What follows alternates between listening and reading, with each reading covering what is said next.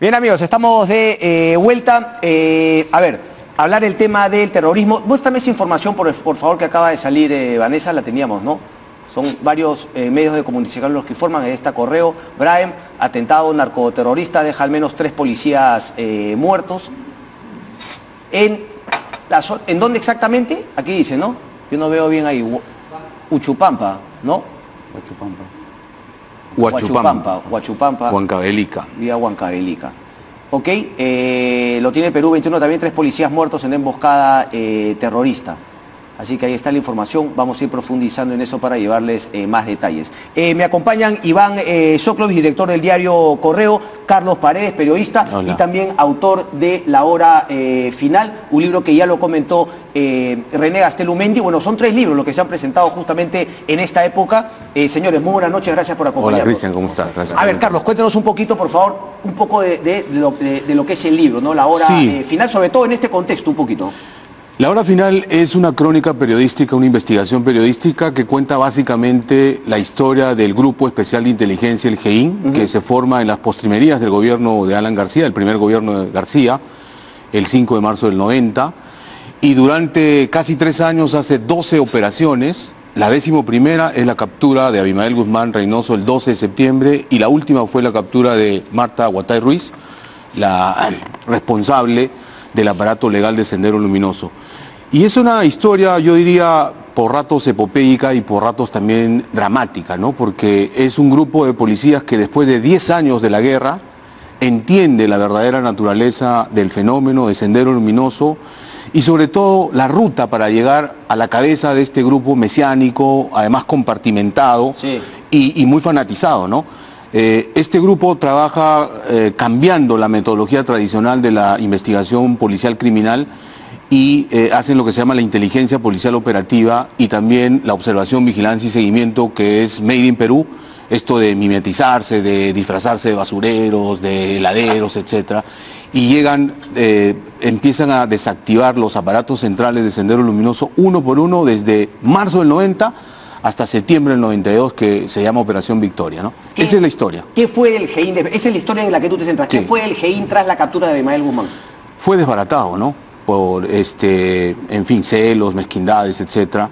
Se convirtió en Divicote 1 y después no existe nada del GEIN, ¿no? Es más, han sido 89 los policías de toda esta organización, 2 fallecieron y actualmente no hay ni 20 en actividad, ¿no? La mayoría son comandantes, coroneles de la policía, algunos en actividades ajenas a la lucha contra subversiva, que como vemos todavía sigue vigente. A eso justamente zona, ¿no? quería entrar, Iván, porque en el diario Correo justamente le han venido el seguimiento desde que ustedes denunciaron el tema del mausoleo y en el que efectivamente denunciaban un poquito cómo la sociedad peruana por ahí se ha quedado respecto al riesgo que podría todavía significar, ¿no? Sendero Luminoso, Movadef y ese tema. Digamos, nos falta inteligencia, nos falta por ahí todavía organismos como el GEIN, obviamente la manera de luchar contra los remanentes del terrorismo en el Brain, pero sobre todo la parte ideológica de Movadef. ¿Cómo ves esa situación tú? Yo creo que fuimos bastante triunfalistas cuando hubo estas capturas, cuando los terroristas fueron condenados a 20, 25 años, parecía una cosa muy lejana el día que iban a salir en libertad. Sí. Bueno, están saliendo.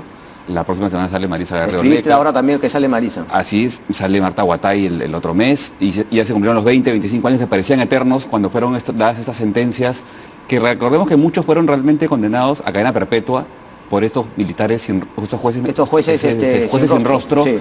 Que fue una cosa que ha sido muy criticada, era ilegal, es verdad, pero en medio de la coyuntura en que los jueces civiles no condenaban terroristas por temor a que salgan del juzgado y los maten, como pasó con el juez que condenó a Juan Morote, se creó esta forma de condenar a los terroristas de jueces militares sin rostro, que eran civiles, era ilegal, pero luego ya cuando cae el gobierno de Fujimori, se le juzga por la vía civil y se le dan en la mayoría de casos condenas mucho más benevolentes de la cadena perpetua. El caso de Marisa Guerrero Leca, que fue condenada inicialmente a cadena perpetua. Y después a 25 años que ya se cumplieron. ¿Por qué crees que se dieron justamente esos cambios en la drasticidad? Porque finalmente, claro, era además un reconocer que, si bien la forma era incorrecta por ahí en el tema de los jueces sin rostro, la sanción debió ser la misma, ratificada en todo caso. Hubo pues cambios también en el régimen penitenciario. Recuerdas que antes el régimen penitenciario era bien duro, de media hora de patio al día, solos, luego se relajó la cosa cuando entra Paniagua, luego Toledo. y al final creímos que la cosa estaba terminada, saldada, finiquitada. Se descubrió también la inteligencia, como dice Carlos, el GEIN, la DIRCOTES, ahora creo que está en su mínima expresión, ahora creo que combate contra crimen organizado también, ¿no? Creo que la sigla ahora incluye crimen organizado. Entonces, ya no solo terrorismo, y vemos que hay dos frentes en el terrorismo, el tema ideológico que tú mencionas, que es el Movadef y todo eso, y vemos el otro lado, el narcoterrorismo en el BRAE, que sigue bastante activo. Son 3 policías que han matado. Eso no es poca cosa. ¿Cómo decirle a la familia de esos policías? El terrorismo acabó hace 25 años, hace 20 años, cuando están matando a tu hijo, a tu esposo en una carretera, ¿no? Entonces, tenemos esas dos ramas del terrorismo que no hemos logrado controlar, no hemos eliminado, porque mientras haya un solo terrorista, 2 terroristas, 2 columnas que sigan haciendo esto, no podemos estar tranquilos, ¿no? De acuerdo a todo lo que has investigado, Carlos, digamos, ¿cuál debería ser el accionar del Estado, de la sociedad, para finalmente no permitir que se llegue a los niveles de los cuales se llegó? ¿Crees que habría esa posibilidad de que puedan retomar las armas? Me refiero al más ideológico, al que está aquí en el Movadef, porque entiendo que, claro, la figura del Brahim está vinculado también a un tema de narcotráfico que tiene otras connotaciones. Es un cártel más. Cristian, el 12 de septiembre del 92, el GEIN da la derrota militar más importante de Sendero Luminoso, pero no la política. La política la tenemos que hacer la sociedad entera. No se ha hecho, te queda claro. No se ha hecho definitivamente, por eso está pasando lo que está pasando. Y creo que se hace falta un trabajo quirúrgico de inteligencia, pero también hace falta que todos los ciudadanos seamos proactivos, ¿no? A Sendero hay que enfrentarlo ideológicamente. Hay que decirle que sus creencias, sus utopías revolucionarias ya no se condicen con el siglo XXI.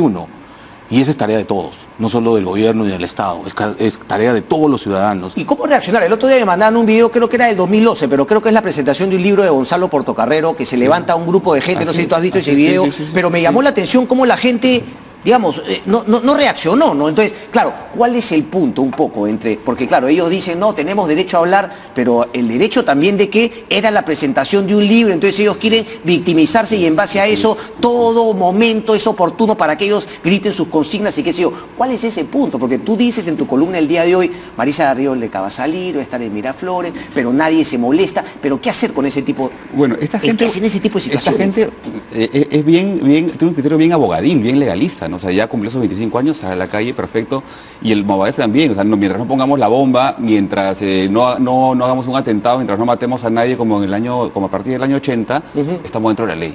Y tenemos libertad de pensamiento, han querellado al Estado peruano por persecución ideológica, por perseguirlos por sus ideas políticas, imagínate.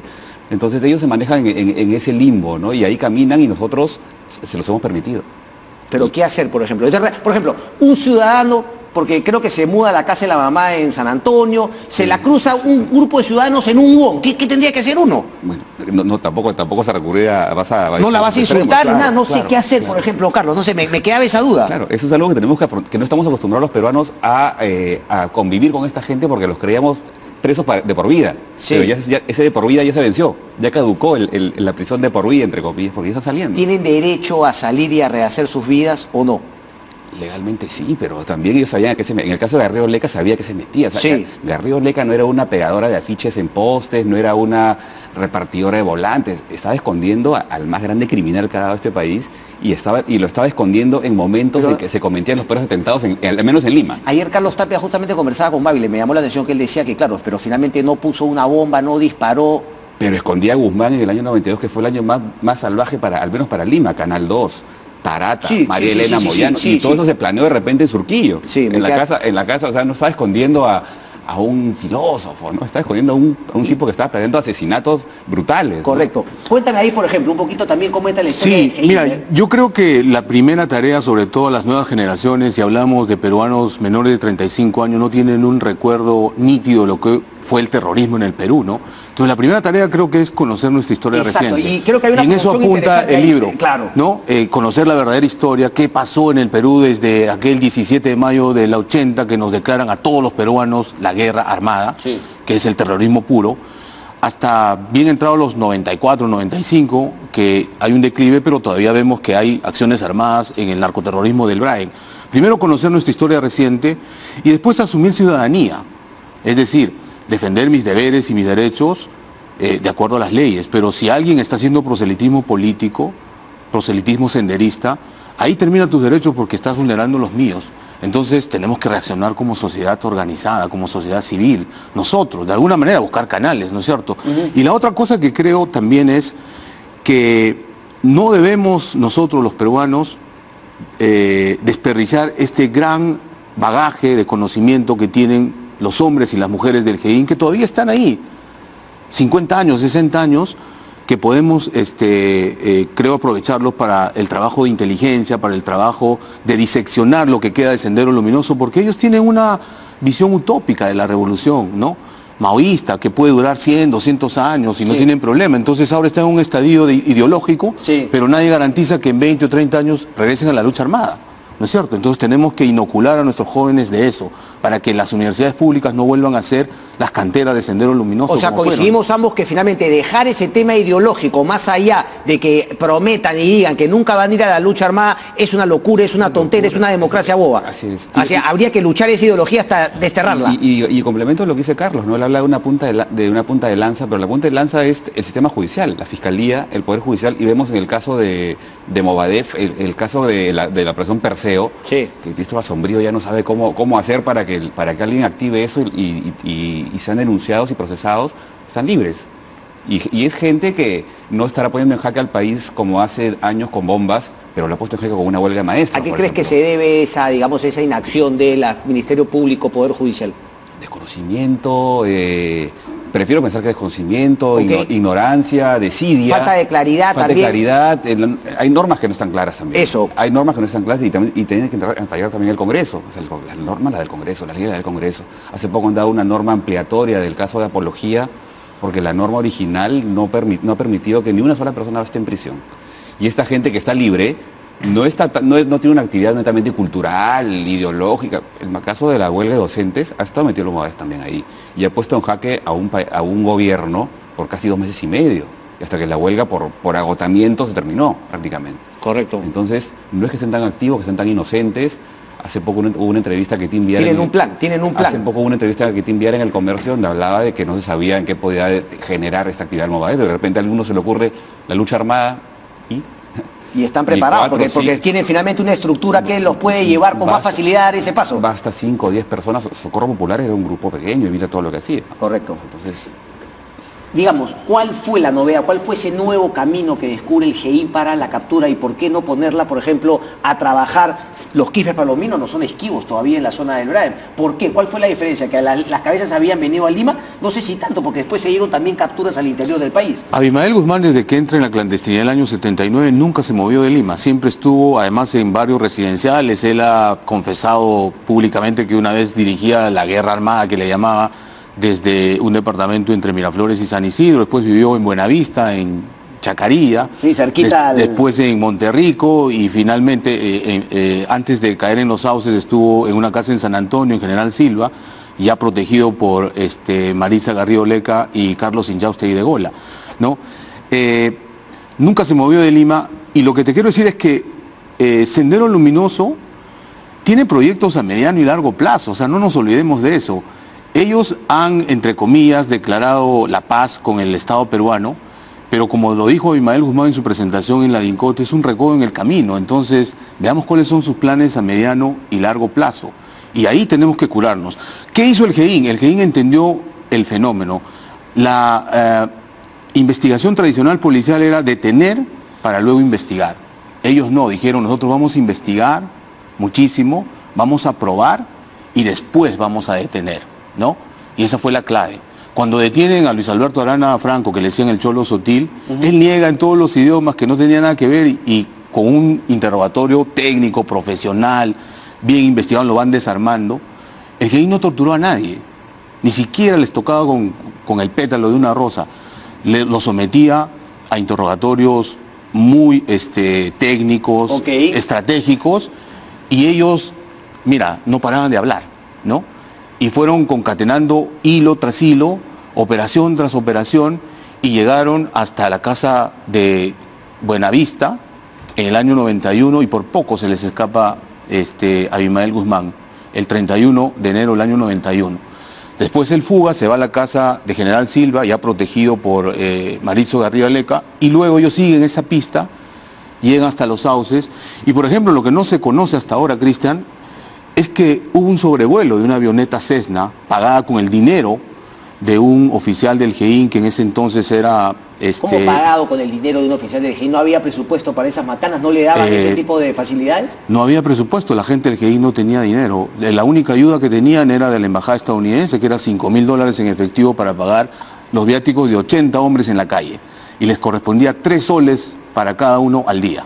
Ok, esto debarata un poco que finalmente fue un golazo del gobierno de turno, Vladimiro Montesinos, Alberto Fujimori. No era así. Mira, el GEIN no ha sido ni una política de Estado, porque no fue con García en sus últimos días, ni con Fujimori, tampoco una política de gobierno, tampoco una política institucional de la policía como tal, porque dentro de la policía ha habido una serie de mezquindades, etc. Ha sido la iniciativa de un grupo de policías que durante 10 años trabajó en la lucha antisubversiva. Benedicto Jiménez y el general Reyes Roca son los que tienen la idea de formar un grupo especial de inteligencia que mezclaba la inteligencia tradicional con la parte operativa policial, ¿no? Se trazan un camino y empiezan a trabajar de a pocos. Y la verdad es que la ayuda que tuvieron fue la ayuda externa, porque las cámaras que llegaron para hacer su trabajo fue donado por la embajada estadounidense. El dinero para los viáticos, la embajada estadounidense. Las radios para comunicarse, donada por la embajada estadounidense. He reconstruido en el libro cómo es que los entonces ministros, Boloña, Yoshiyama incluso, se indignaron cuando Marco Miyashiro y Benedicto Jiménez les cuentan y le dicen: nosotros tenemos que prácticamente pedirles donación a los americanos para poder sufragar nuestros gastos básicos, y el Estado destina en el año 92 2,5 millones de soles que se dan en decretos supremos reservados, partidas secretas, que las cobra el entonces director de la DINCOTE, y luego de unos años, de 10 años, la Contraloría hace una investigación y no determina dónde fue ese dinero, ¿no? Yo he conversado con alrededor de 60 hombres y mujeres del GEIN y todos me han dicho coincidentemente que nunca recibieron un solo centavo de ese dinero. Habría que investigar dónde se fue. Iván, un poco lo que dice Carlos. Yo veo que actualmente estamos un poco como a inicios de los 80, en que no sabíamos si eran terroristas, si eran avigeos, si eran revolucionarios, guerrilleros. No había definición de esta gente, y esta gente iba actuando, como digo, siempre en el limbo de la ley, y así avanzaron. Me preocupa que 37 años después estemos en una situación similar, en que los jueces, los fiscales no denuncian, el Estado no se da cuenta de que el Movadef existe hasta que le salta una huelga en la cara. Sí. Entonces estamos como dormidos, aletargados, como que no hemos... Pero Iván, nuevamente, porque eso aplica para muchos temas en el país, ¿no? Digamos, la desarticulación en una serie de organismos y que todos viven celosos, no, conmigo no te metas, el fiscal dice, no, yo no hablo con el Poder Judicial. Común, que con todo. Que es con la corrupción. El proclamado, el principal problema de los peruanos, ocurre lo mismo. Sí. Que el fiscal no hace bien el expediente, que la policía no hace el expediente. Y que yo me peleo, no te metas, pero que redactó mal. ¿Quién lidera esas cosas, Iván? Bueno, tenemos un jefe de Estado. Ese es el tema, ¿no? Y eso aplicaría para corrupción, para terrorismo, y definir las políticas públicas, unir a los organismos. El presidente es el jefe del Estado, ¿no? Y el Estado son también en cierta forma los poderes. No tendrá injerencia en una sala penal, ante un fiscal, pero sí como un coordinador, como un aglutinador de todas las entidades que deberían trabajar en el mismo sentido, ¿no? En el mismo lado. Definitivamente. Y acá está cada uno por su lado, el fiscal se pelea con el procurador con el juez, con la policía. Y los corruptos, los terroristas y todos los delincuentes comunes. Penal, y en el penal hacen lo que les da la gana, entonces cada uno va por su lado. Correcto. El tiempo me gana, la hora final. Aquí quema, maestro. ¿Cuándo es la presentación del libro? La presentación del libro es este viernes 8 en el Congreso de la República, en la sala Raúl Porras Renechal. Lo va a presentar Marco Miyashiro y una gran colega periodista. Y está a la venta en librerías desde el día lunes. La gran colega periodista. Mónica Delta. Mónica Delta, claro. Así es, sí. Los invito a leer, es una investigación periodística seria. Puedo probar todo lo que está escrito aquí, página por página. Así que sí, se ha puesto bravo, que Tim Vidal te ha dicho que finalmente tú has dicho que él sí recibió un cheque y que él no ha recibido. Yo no lo dije, lo dijo la Contraloría, pero tengo ahí el expediente completo. Cristian, yo he escrito un libro sobre la actuación pública del general Antonio Quetín Vidal. Recuerda que él ha sido jefe de la DINCOTE, director general de la Policía, ministro del Interior. Fui objeto de 2 querellas, las 2 archivadas. Si me hacen una tercera, ahí estamos, encantados. Cuidado que la tercera va la vencida. Gracias, Carlos, un placer, bienvenida. Maestro. Atentos entonces para el libro La Hora Final. Gracias, Iván.